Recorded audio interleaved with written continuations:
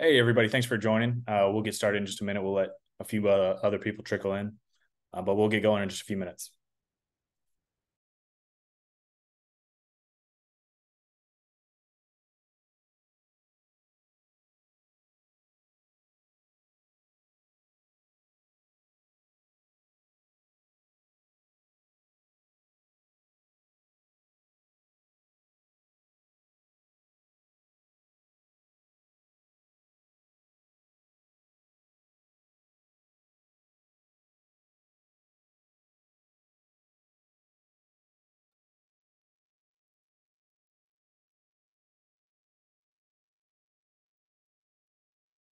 Again, thanks everybody for joining us today. If you'd like, feel free to introduce yourself to us in the chat. Let us know where you're joining us from. But we'll get started in just a few minutes once a couple more people join.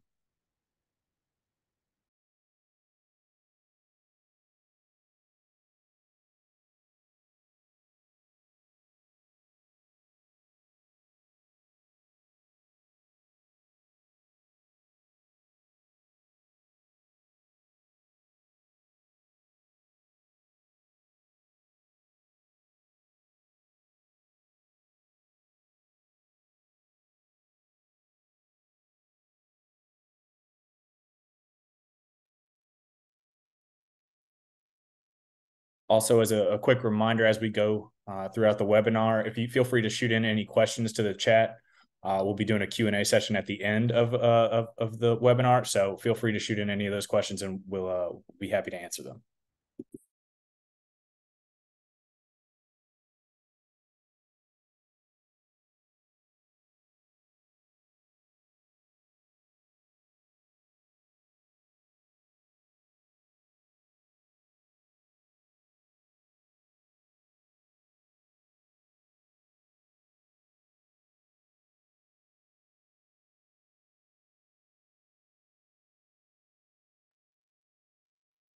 All right. Well, once again, thanks everybody for joining. We'll go ahead and get the ball rolling.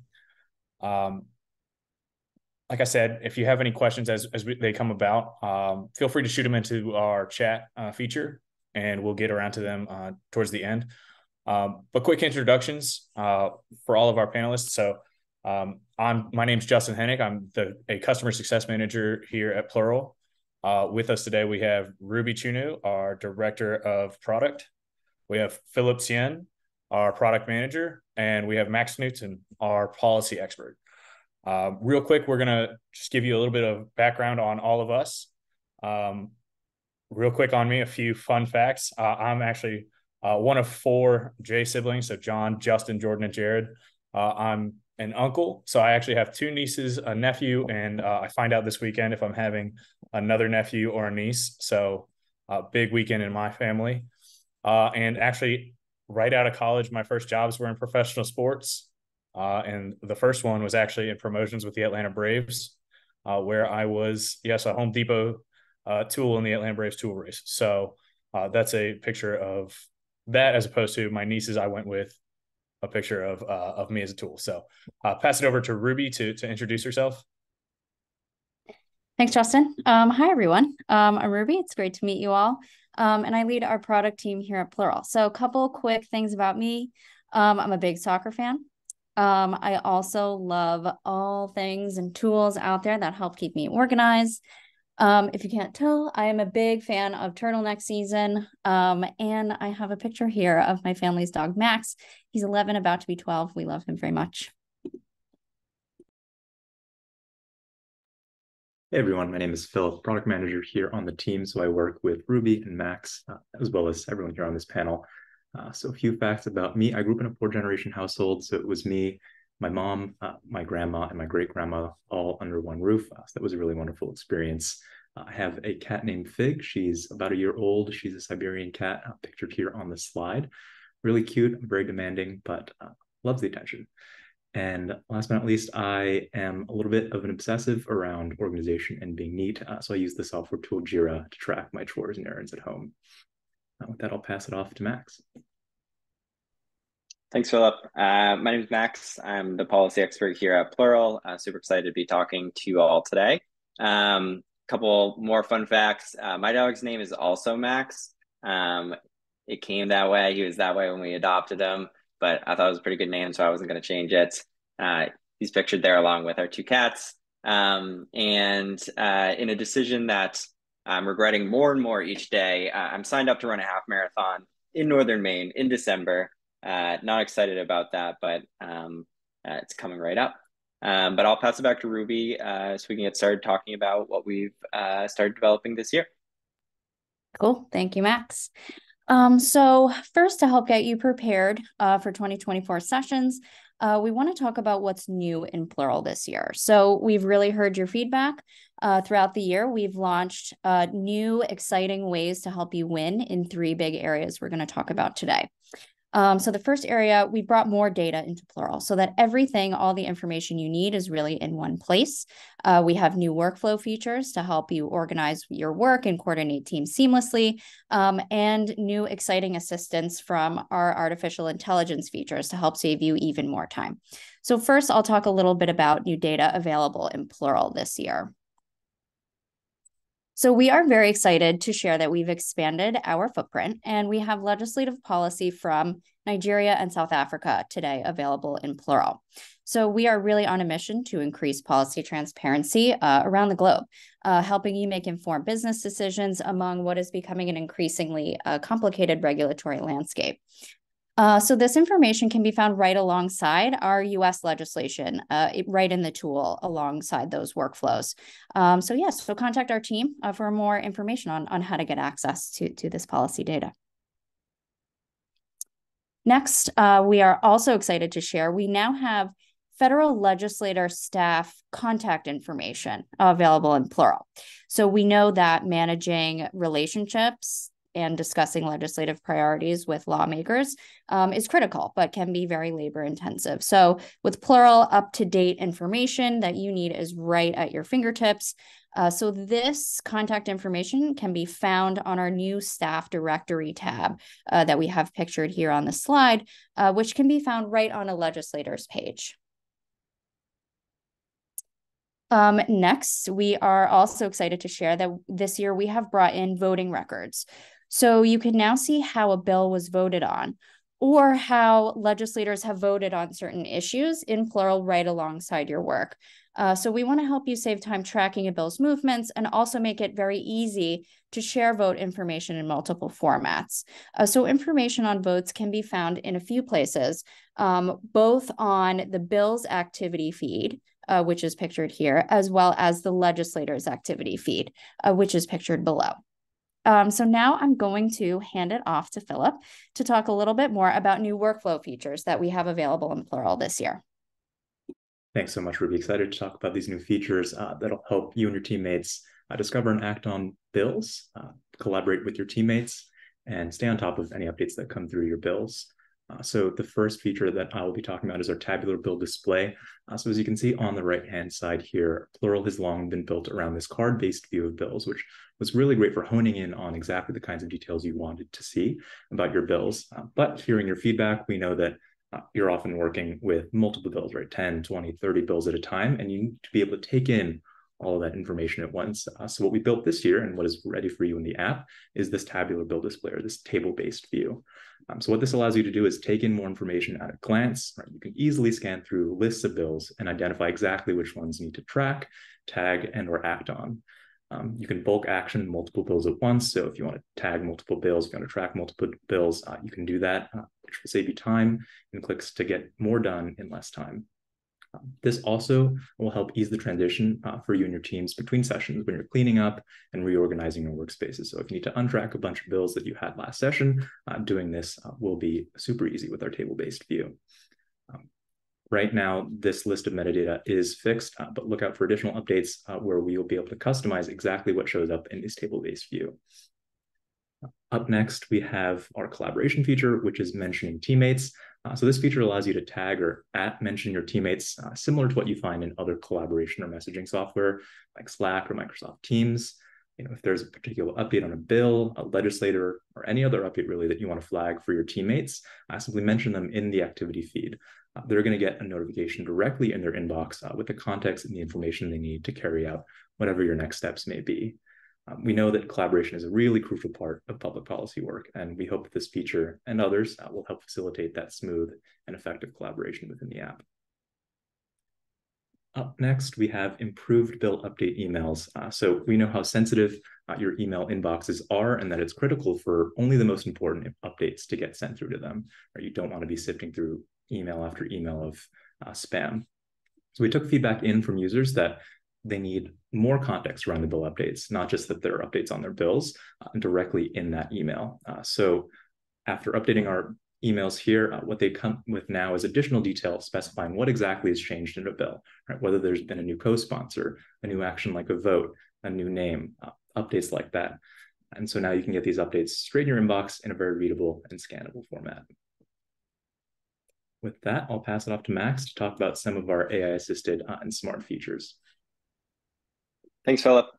Really want to emphasize up front that when we dove into tackling AI features, started the planning last year and all through this year, we did so really with the intention to save you all time in your workflow wherever we could. So really leveraging AI to make you all more efficient to do the kinds of in-person lobbying, direct contact organizing that you all need to do.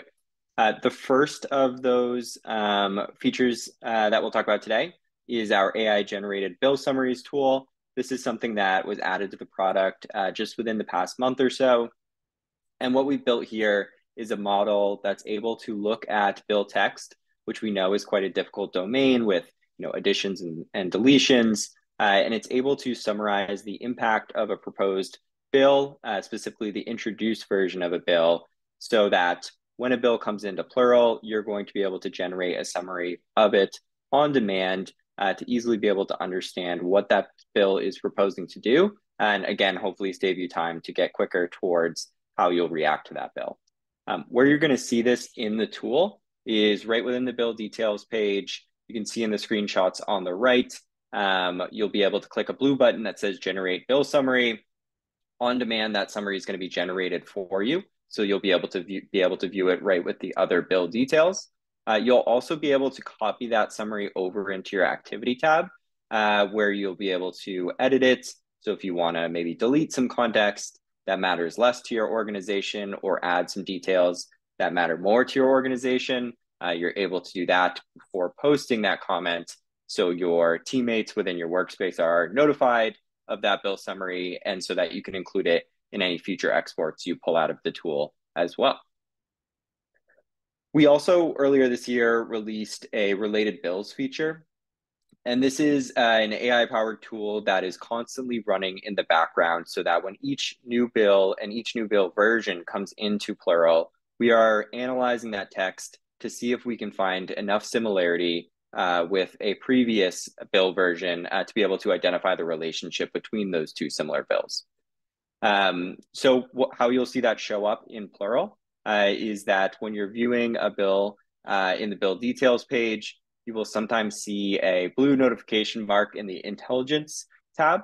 You'll be able to tab over there and see the related bills to that bill, their type of relationship.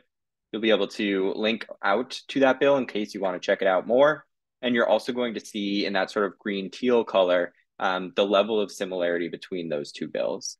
So two bills that are absolutely identical, you're going to see something like 99% textual similarity, whereas maybe a bill that's slightly different, but very related, maybe that's going to be a bit closer to 90%. In terms of the relationships that we're specifically calling out, we've listed those here. First is companion bills. This is something that a lot of folks will be very aware of already. This is going to be the case when two similar bills or identical bills are introduced within the same legislature, within the same session, but in different chambers. So you have a House bill moving through the House and a Senate bill moving through the Senate. We will easily be able to notify you of that companion bill right from the bill details page, which should cut, maybe not totally in 50%, but cut down some time in your discovery process to find all of the legislation that matters to you. The second relationship we have here are reintroduced bills. Anyone who's been in the public policy space for a while knows that often the same proposals will get introduced year after year. The reintroduced bill will let you know when a bill is introduced if a previous session had that bill or a very similar bill introduced, giving you the ability to check out that previous session's bill, see who the opponents were, see who their proponents were, how it fared, giving you a better idea of what this session's activity might look like. And then finally, and potentially most importantly, we are able to identify for you omnibus relationships. So here we're going to be able to let you know if a bill that you're looking at, the proposal it's making is included in a much larger bill somewhere else in that legislative session. So as an example, if you're taking a look at a bill that's making a very small change to the tax code, we will let you know if that same proposed change shows up in a very large omnibus bill. That way you're notified and able to follow that larger bill, because we know that reading through those large omnibus bills that often get released and then acted upon quickly requires a lot of time and effort, and want to make sure to save you that time by calling out that relationship here. And now I'll pass it over to Ruby to talk about what we have in development. Cool. Thank you, Max. So next, we want to share a sneak preview of new tools that will be available soon, most of which you'll be able to use for upcoming 2024 sessions. So our teams are very, very hard at work to help you win this session, and you'll get an update from us when these features we're about to walk through here are ready to use. So yeah. Starting with new data that we are working on bringing into the tool. Starting with federal regulation dockets here. So we are bringing in data from regulatory and rulemaking processes into Plural. We're bringing greater transparency to another key pillar of policy data in the US, so that you can navigate and action this information quickly alongside other legislative information in the tool. So once this is live, dockets will be available in a search interface right next to legislation. Next, pinging back to staff contact information and information about staff. We are building on federal legislative staff, so we'll also be making staff contact information available at the state level as well. We know that it can be, in some cases, even more challenging to find accurate and up-to-date information across different states, and it's important to us that this is very quick and very easy to find, easy to access. So once contact information at the state level is also available, it can be found in a similar place in the staff directory on the legislator page, which we have pictured here. Next, I want to hand it back off to Philip again to talk about exciting new upcoming workflow features that we have in progress. Thank you so much, Ruby. To get started, we have a pretty major security upgrade that we will be releasing soon, starting with single sign-on. So we know that it is critical for your organization's work to stay safe, secure, and confidential. And so we'll be excited to roll out soon the ability for you to lock your data down and have your teammates sign into Plural via single sign-on, such as methods like Google SSO or the IDP of your choice, whether that's OIDC or SAML. If you have more questions about the specific technical methods that we can use, definitely reach out, let us know. We can have that conversation. But we are truly excited to be unveiling this enterprise-grade security for all organizations soon. Moving ahead, we have customized workspace notifications. So as I mentioned earlier, we know that keeping your inbox set for only the most important of updates is absolutely critical, right? So to that end, we're building new functionality that allow you to set different notification settings, whether that's the cadence of your notifications, the kinds of notifications you want for the different workspaces you're in. Because for workspace A, you may need to do every single thing that happens, whereas for workspace B, you might just need a periodic update every now and then. So soon, you'll have granular control over exactly what comes into your inbox and what won't. Moving ahead, improve bill statuses. So our data quality team is doing ongoing work to make continual improvements to ensure that our set of bill statuses that you see in the table here, those colorful pills, are accurate and that they make sense across a number of jurisdictions. So having this consolidated set of statuses will allow you and your team to work really effectively across a number of jurisdictions and understand exactly where a bill is at any given point in the legislative process. We're also excited to announce that we're introducing a new status this year. That's the vetoed status, which you see on the bottom screenshot there in red, just so that you and your team know this bill has been vetoed and it's likely not going to move forward. From there, I'll pass it off to Max again to talk about some AI features that are in development. Awesome. Yeah, super excited to talk about what we have in progress at the moment in the AI space. The first of those is going to be our AI generated bill topics. And this is really getting at the importance of discovery, the importance of organization within your workflow. We developed a series of topics that are precise and specific in a way that they'll be useful for you all to use in your searches. So think things like public health or elections. And we've built AI-powered modeling that is able to assign these topics to each bill as it's introduced, meaning that we're going to have a universal set of bill topics across all jurisdictions that you will be able to apply in your searches, in your saved searches, within your workspaces when you're seeking to organize your bills. An example we can easily think of for how this will be useful, in the current state of things, in the current state of the tool, if we're looking for, absentee ballot legislation, perhaps we'll craft a search like this where we're finding bills that include both the term voting and absentee. In the future, when we have these AI-generated bill topics in the tool, we'll also be able to filter down into perhaps the elections topic to remove some of the noise that we know inevitably shows up across all jurisdictions and all bills, and to allow you to build a more targeted search to help sift the signal through the noise. We also have in progress and are making great progress on our version of version bill summary model. So the bill summaries we talked about previously were summarizing the impact of a proposed piece of legislation. We're building on the basis of that work to now summarize the difference between two bill versions within the same piece of legislation. So as most folks likely know, when an amendment gets added to a bill or adopted, the legislature is going to release a new bill version, and it becomes very important for those who are working in policy to understand quickly what is the difference between this new bill version that was released and the bill I was looking at and aware of before, because we know that these amendments can often be released right before significant action on the bill, and you may need to change your strategy based on that newly released bill version. So what we've built and what you can see a preview of here is a model that's going to be able to look at both of those bills and summarize the difference between them. If, for example, just another enrolled copy of a bill comes out and there's some formatting changes, but nothing significant has changed, we'll let you know that. Whereas if there's, a change in an appropriations amount from an organization getting $500,000 in funding to, in the new version, only getting $200,000 in funding, we're going to call that out as well.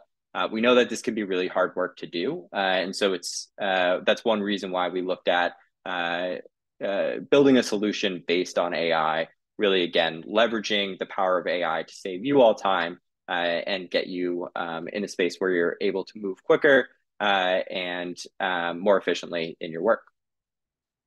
And with that, I'm going to pass it back to Justin, who's going to lead us through some Q&A. Sure. Thanks, Max. Again, we'll be going through some Q&A real quick, but I want to encourage you, if you do have any questions that you didn't already shoot in, feel free to submit those via the Q&A or the chat function inside of Zoom. First question looks like it's going to be, are we able to export tabular bill data if desired into a spreadsheet for further analysis? So I'll pass that. Philip, it looks like you wanted to take that one.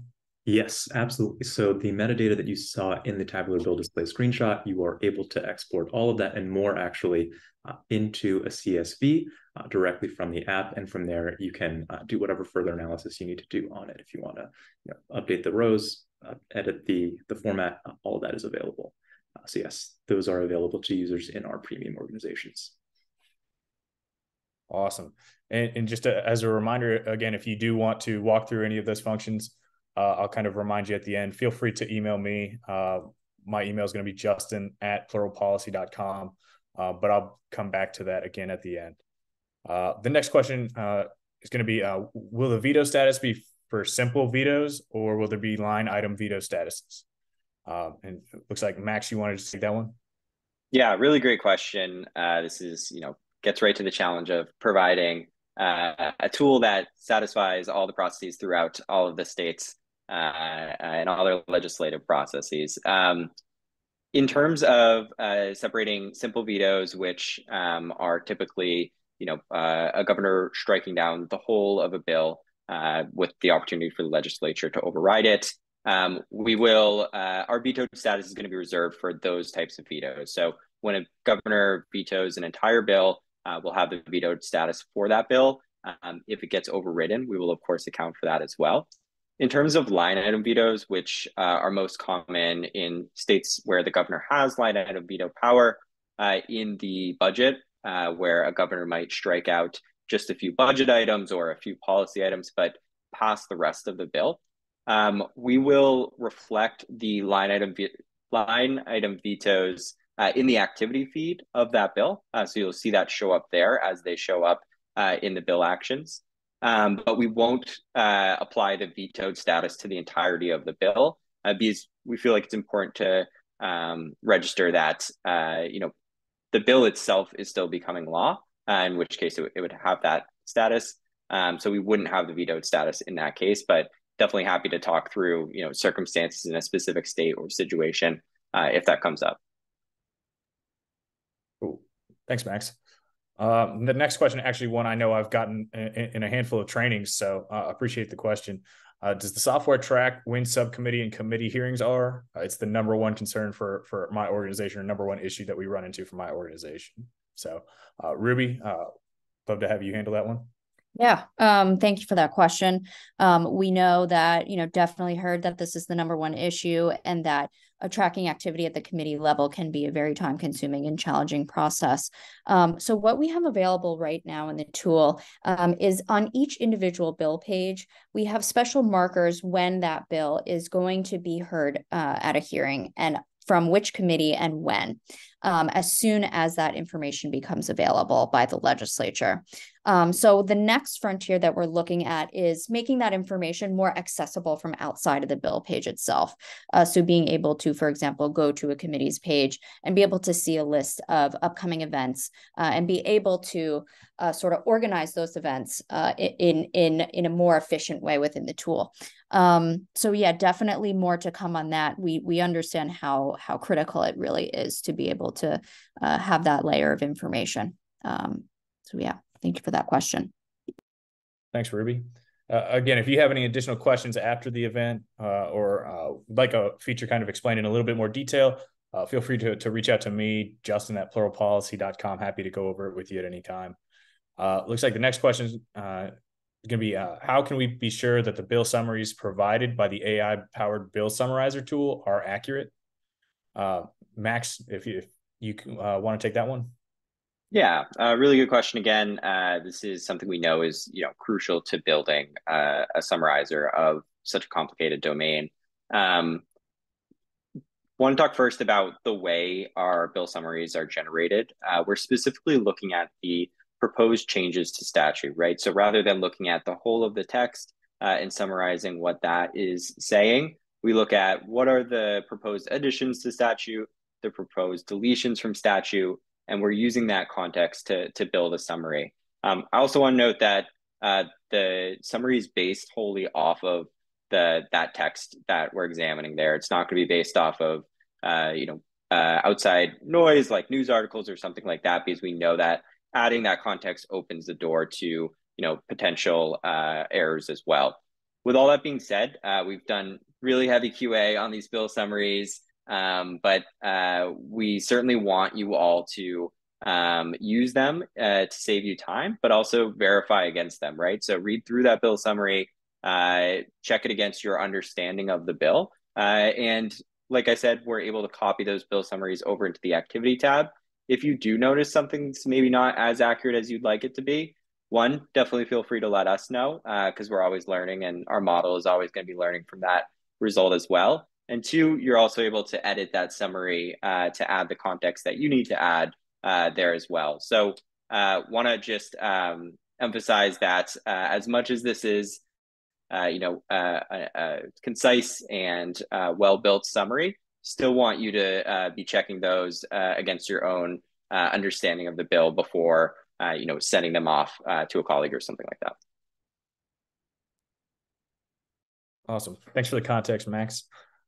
Next question. I know the bills currently update in Plural at the rate of the legislative website, but often bills come through the website much slower than we receive hard copies. Would we be able to upload PDF files of the most recent versions of the bills and have these analysis features apply? I say, Philip or Ruby, I'll let you guys duke it out for this one, figure out which one of you guys wants to answer it. Thank you, Justin. I'll take it first, and Ruby, feel free to jump in.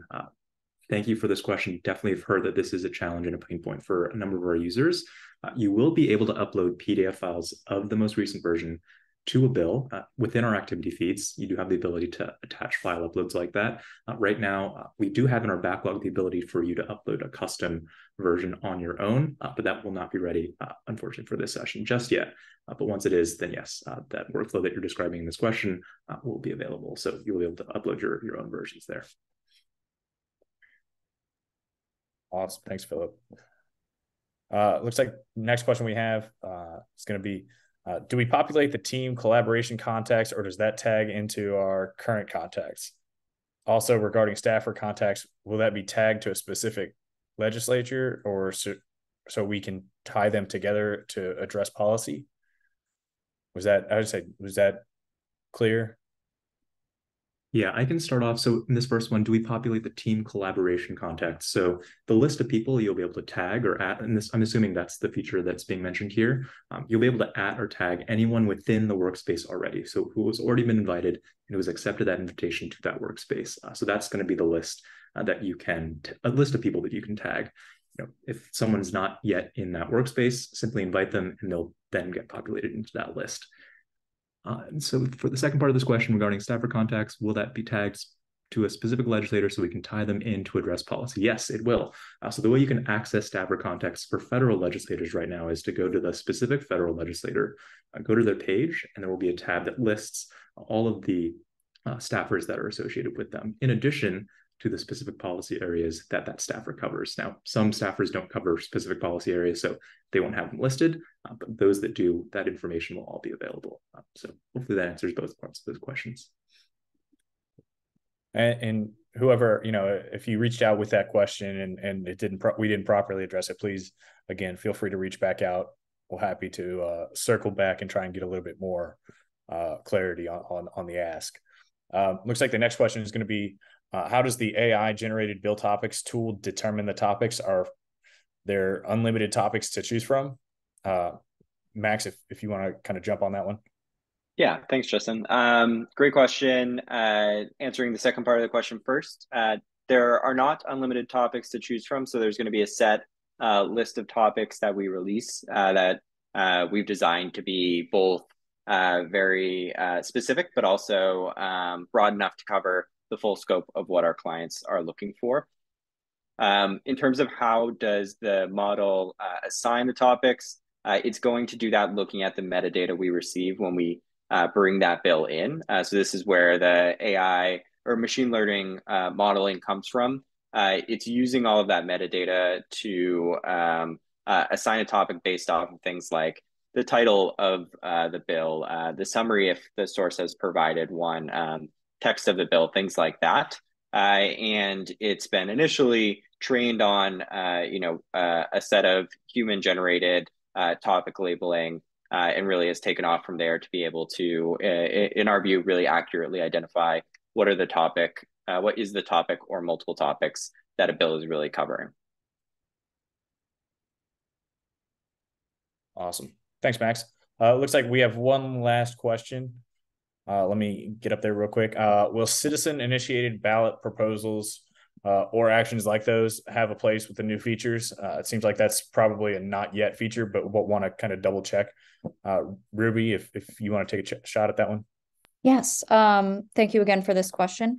Definitely understand that ballot initiatives are another critical part of being able to track where, issues are being litigated and, being able to, keep track where those issues are being spoken about. So the new features that we have introduced in this session here is not definitely the full list of, everything that we're going to be exploring in 2024.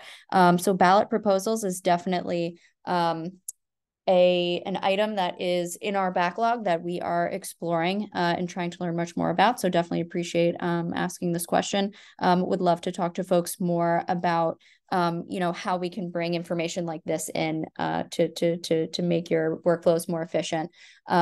Bringing information, bringing all of the policy information that's necessary to execute on folks' agendas and missions is a priority of ours. So unfortunately, not a feature that I can announce today, but something that we'd love to continue to talk to y'all about. Thank you for that question.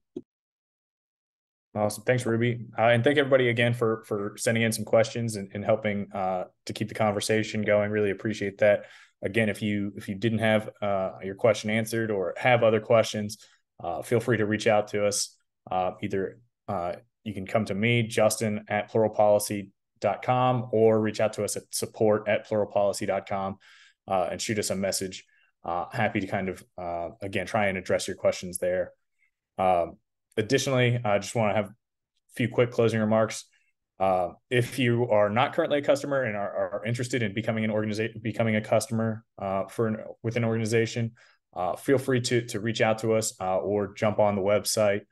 You can do that by jumping on pluralpolicy.com, #GetStarted, to create a free account or book a demo with us to learn a little bit more about how to operate within the tool.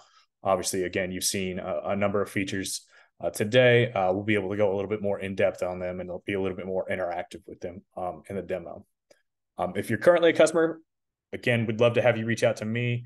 Again, Justin at pluralpolicy.com. Would love to hear from you and set up some time to talk a little bit more about the features. And lastly, again, if you know anyone outside of your organization that might be interested in becoming a Plural customer, you can get a $100 free Visa gift card for referring them. Find out more info in the link on the chat. But would love to have, again, any and all customers and organizations have access to Plural and all of the information that it provides. So with that, I want to thank everybody for jumping on. Again, thank you everyone that was able to attend. I want to thank Max, Ruby, Philip for being able to jump on and share, again, a lot more detail behind the inner workings that they've been doing. I want to thank Sophie and Dominique and Carrie for helping to set all of this up. But really appreciate everybody coming and working with us. And like I said, hope to hear from you soon. And we'll be releasing, letting you know if any other releases are on the way. Thanks, everyone. Bye, y'all. Thanks, everyone.